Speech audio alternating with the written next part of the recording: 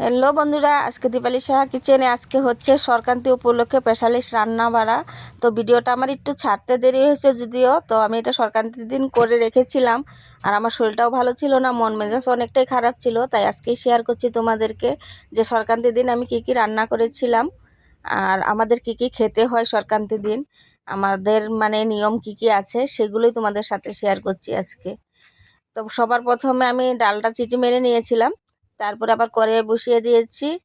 তখন কিছু ভাজি ভুজিও করব। তো আমাদের হচ্ছে গিয়ে এই সংক্রান্তি উপলক্ষে কিন্তু আমাদের তিতা বলো টক ডাল বলো খেতে হয়, 13 রকমের সবজি রান্না করতে হয়। তো গেল বছরও অনেক কিছু রান্না করেছি, তোমাদের কাছে শেয়ার করছি। তো এই বছরও আমি শেয়ার করতে চলছি তোমাদের কাছে। তো এবছর হচ্ছে গিয়ে আমার এত 13 পদ রান্না যদিও করব না, তাও আমি 5 রকমের পদ আমি আজকে রান্না করব, যেহেতু আমার শরীরটা একদমই ভালো না।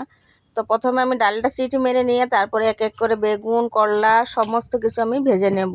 আর আজকে হচ্ছে গাছের বেগুন ছিল, একদম কচি বেগুন ছিল, তাই আমি বেগুনটাকে 4 টুকরো করে দিয়েছি। 4জন মানুষ 1 টুকরো খেলেই হবে, মানে নিয়ম যেটা মানে খেতে হয়, তাই খাবো। অনেক কিছু পদ আছে, তাই একবারে বেশি কিছু রান্না মানে অনেক অনেক করলে শেষও হবে না।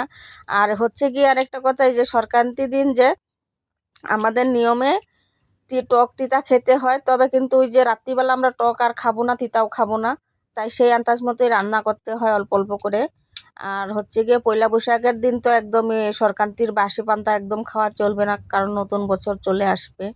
তাই আমি একদম হিসাব মতো যেরকম এক পিস খাবো সেইভাবে আমি রান্না করছি। তো বেগুনগুলো লাল লাল করে আমি ভেজে নামিয়ে নিচ্ছি। নামিয়ে নিয়ে তারপরে আমি এদিকে করলাগুলোও ভেজে নিচ্ছি, কারণ এই ভাজিগুলো করে নিলে আমার কড়াইটাও তো নোংরা হবে না, সেই কড়াইতে আমি ডাল ফোড়নে দিতে পারবো, সেই ভেবে আমি এক এক করে করে নিচ্ছি। আর হচ্ছে গিয়ে আমাদের এখানে হাটবার শনিবার হয় বাজার, তাই শনিবার এই সবজি বেশি করে কিনে রেখেছিলাম, তাই করলাগুলো একটু বিচি হয়ে গেছে, মানে একদম বেশি বিচি বিচি হয়ে গেছে। তো হইলেও কিছু করার নেই, টাটকা টাটকা সবসময় সব পাওয়া যায় না, তাই এগুলোকে ভেজে নিচ্ছি একদম লাল করে, গোল গোল করে কেটে মুচমুচে করে ভেজে তারপরে এখন তুলে নেব।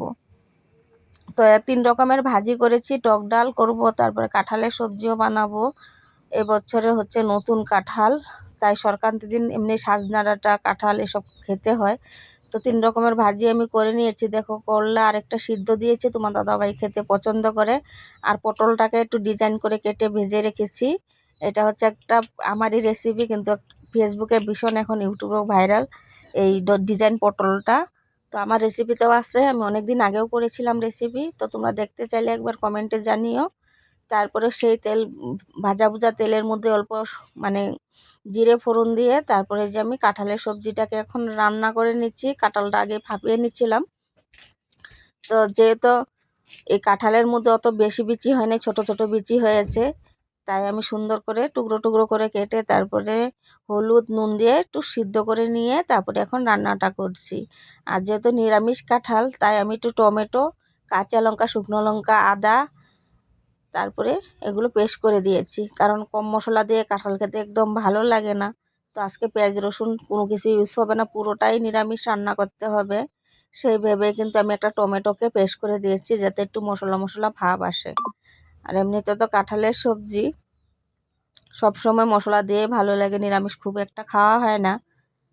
তারপরে আমি যে কাঁঠালটাকে একটু ভালো করে মশলার সঙ্গে কষিয়ে নিয়ে একদম মাখা মাখা করে জল দিয়েছি, যাতে খুব বেশি জল না হয়ে যায়। তো এটা ফুটে উঠলে একদম পারফেক্টই হবে। তো বেশ কিছুক্ষণ ফুটার পরে দেখো অনেকটা গ্রেভি হয়ে গেছে এখন। তো এখন আমি কি করব, গরম মশলা দিতে হবে অল্প, গরম মশলা দিয়ে তারপরে অল্প ঘি এসব দিয়ে তারপরে নামিয়ে নিতে হবে। তো এখন নামিয়ে নিয়েছি, কাঁঠালের সবজি আমার একদম কমপ্লিট হয়ে গেছে, এদিকে ভাজি ভুজি সব কিছু হয়ে গেছে। তারপরে চলে আসছি খাওয়ার জন্যে। তো এখন আমরা সবাই মিলে খেয়ে নিব। টক তিতা কার কার তোমাদের নিয়মে আছে, যেরকম বেশি পদ খেতে হয় সংক্রান্তিতে চৈত্র মাসের। আর হচ্ছে গিয়ে আমরা সবাই মিলে অনেক দিন পরে একসাথে ভাত খাচ্ছি, অনেক দিন থেকে আমাদের খাওয়া দাওয়ার ব্লগগুলো করতে পারছি না, ব্লগগুলো দিচ্ছি না তোমাদেরকে। তো আজকে ভাবলাম যে না, একসঙ্গে সব কিছু রান্না করেছি। আর তোমার দাদাভাই এমনি দিন কাজের ব্যস্ততার মধ্যে সময় কাটায় বেশি সময়, দুপুরবেলা তো কাজের জায়গাতে খাওয়া হয়, টিফিন নিয়ে যায়, তাই আর একসঙ্গে বসে খেতেই পারি না। তো আজকে যেহেতু ঘরে আছে আর রান্না অনেক হয়েছে, আজকে আমি বলছিলাম যে আজকে টিফিন দেবো না, আজকে কাজে যেতে হবে না, সরকান্ত মাসগুলো 2টা দিন মানে রেস্টও করো। তাছাড়া এই টক তিতাগুলো তো রাত্রে খাওয়া যায় না, নিয়মেরটা যেটা খেতে হয়। তাই আর আজকে কাজে যাই নাই বলে কিন্তু আমরা একসঙ্গে বসে সবাই মিলে খেতে পাচ্ছি। তো তোমার দাদাভাইকে আমি বেড়ে দিচ্ছি। আর জানো একটা কথা, তোমার দাদাভাইকে এরকম বাটি বাটি সবজি সাজিয়ে দিলে কিন্তু বেশ ভালো লাগে। আর যদি আমি বেশি পদ করি ভীষণ খুশি হয়। তাই ওর বার্থডেতেও আমি একটু আয়োজন করি আর কি, একটু পদ বানিয়ে দিই, কারণ ওই অনেক ধরনের পদ দেখলে ভীষণ খুশি হয়ে যায়। ওর নাকি খুব ভালো লাগে এভাবে সাজিয়ে খেতে। তাই ওকে দিয়ে তারপরে ছোটো বাবুকেও দিচ্ছি। আর ছোটো বাবুকে আমি বলছি যে না, আজকে টক তিতা দুটোই খেতে হবে। এমনিতে তো আমার বড় বাবু তিতাটা খায়, কিন্তু না, ছোটো বাবু তিতাটা খায়, বড় বাবু একদম তিতা খেতে পছন্দ করে না। তো এখন সবাইকে বাদ দিয়ে নিজের জন্য বেড়ে নিচ্ছি। আজকে একটু শান্তি করে খাবো, সবাই মিলে খেলে কিন্তু আনন্দটা অনেকটাই বেশি হয়ে যায়, ভালোও লাগে, ভাত চারটা কিন্তু বেশি খাওয়া যায়। আর একা একা খেতে বসলে কখনো কিন্তু খাওয়া দাওয়া একদমই ভালো লাগে না, অল্প ভাত খেলেই জানি কীরকম পেট ভরে যায়। তো আমি তো ছোটোর থেকে বড় হয়েছি মানে জয়েন্ট ফ্যামিলিতে, অনেক লোকজন ছিল আমাদের ঘরে, ঠাকুমা পিসি সবাই ছিল। সেই মুহূর্তগুলো মনে পড়ে যায়। আর একসঙ্গে ভাত খেয়ে খেয়ে মানে বড় হয়েছি, তার জন্যই একাটা একদমই পছন্দ লাগে না। সবার সঙ্গে বসে খাবো তো একটু ভাত আমার কিন্তু বেশি খাওয়া হয়ে যায় সব সময়। আর যদি আমি একা খাই তার থেকে কিন্তু আধার আধা ভাত আমি খাই। তো আজকে তো অনেক কিছু পদও আছে, তোমার দাদাভাইকে বাচ্চাদেরকে দিয়ে আমি নিজেও খেয়ে নিচ্ছি। আর প্রথমে আমি বেগুন, আমার নিজের গাছের টাটকা বেগুন ভাজি দিয়ে খেয়ে নিচ্ছি। আর আজকে হচ্ছে গিয়ে কাঁঠালের সবজি ঘি দিয়েছি, তাই আমরা ভাতের সঙ্গে এক্সট্রা ঘি আর কোনো নেওয়া হয়নি। তো প্রথমে আমি বেগুন দিয়ে খেয়ে তারপরে করলা দিয়ে খেতে হবে।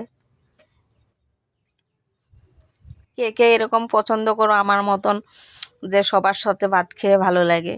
আবার অনেকে আছে যে না একা একা খেতে পছন্দ করে, তো আমার কিন্তু সবার সাথে খেতেই ভালো লাগে। সবার সাথে বসে খাবো, কথাবার্তা বলতে বলতে কখন যে খাওয়া শেষ হয় নিজেও বলতে পারি না।